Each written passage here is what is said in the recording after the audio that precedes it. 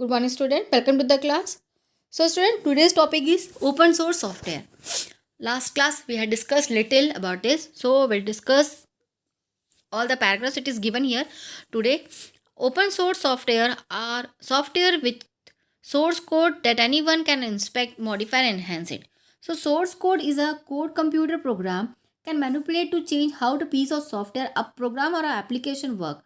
Programmer have who have access to a computer program source code can improve the program by adding features to it and fixing part that don't always work correctly. So here, if you are having a open source software, so if you want to do the some updating work and if you want to add something or modify something, so we are able to do with the help of this open source software.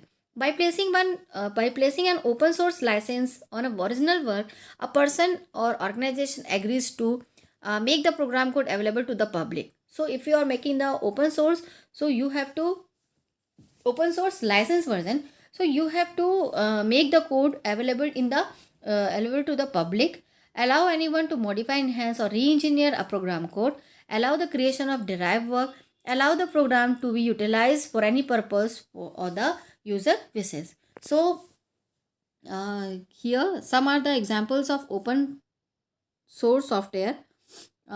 This one is that GNU image manipulation program and LibreOffice. These are the open source. If you want to change anything, so you are able to change the software, edit or modify the software. Then important terms. OSS means open source. Full form is open source software. FLOSS, fiber labor, and open source software. Then GNU, not Linux, it is an operating system which is open source. Then FSF, Free Software Foundation. OSI, Open Source Initiative, means to promote open source software. Freeware, software which is freely available, free of cost, and allow copy of further distribution. W3C, Worldwide Consortium, to provide software standard to be followed worldwide. Then freedom of information.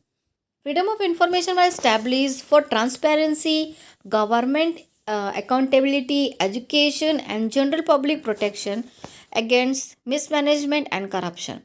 More than 70 countries with government representation approved the original freedom of this information legislation. Then digital divide. The digital divide refers to the difference between people who have easy access to internet and those who do not. Digital divides means nowadays all are using the internet. But before that, the city means the city area, those who are living in the town or city area, they are only able to connect the internet and doing work with the help of this. But nowadays, the villages, those who are living in rural and urban, both the peoples are uh, able to handle or able to use the take the service of internet. So people who do not have access to the internet are at a disadvantage since they do not have access to huge amount of information and cannot use it various services such as communication, video conferencing, etc. Nowadays also those who are living in very means that place where the network is not there and no current is there, no network is there, they are till now they are not able to means access the current, so they are not knowing about the internet also, and they are aware of some advantages of internet also. Then this digital device exists between rural and urban population, people of different races, income and education, then developing and emerging nations in terms of the availability of the internet.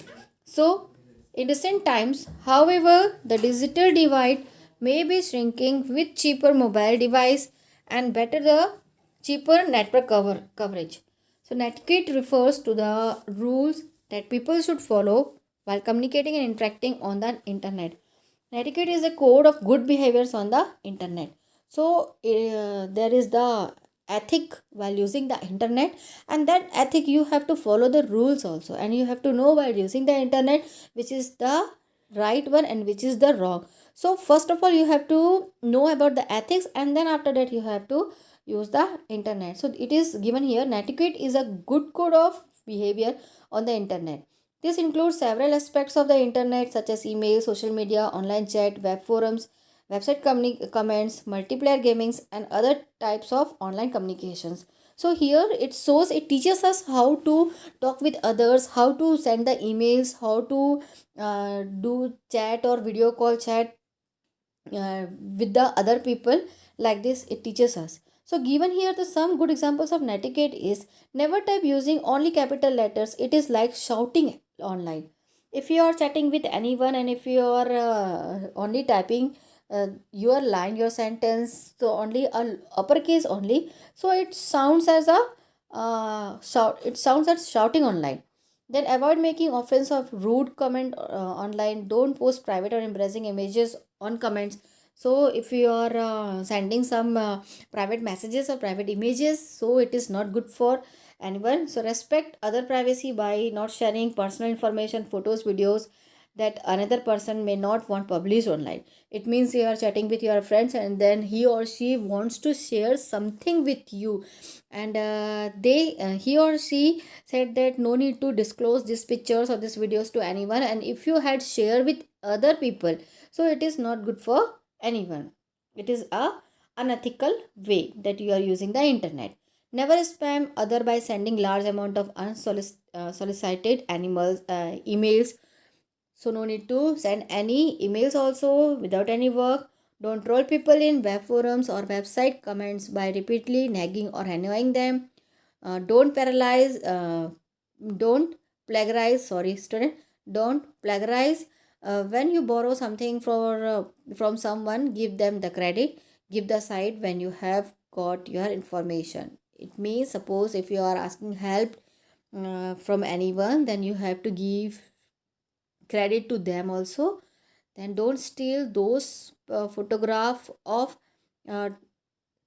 of the web. They could be copyrighted. Get permission and give credited where credit is due. Stick the topic when posting on the online forum and commenting on the program videos such as YouTube, Facebook. Do not be offensive.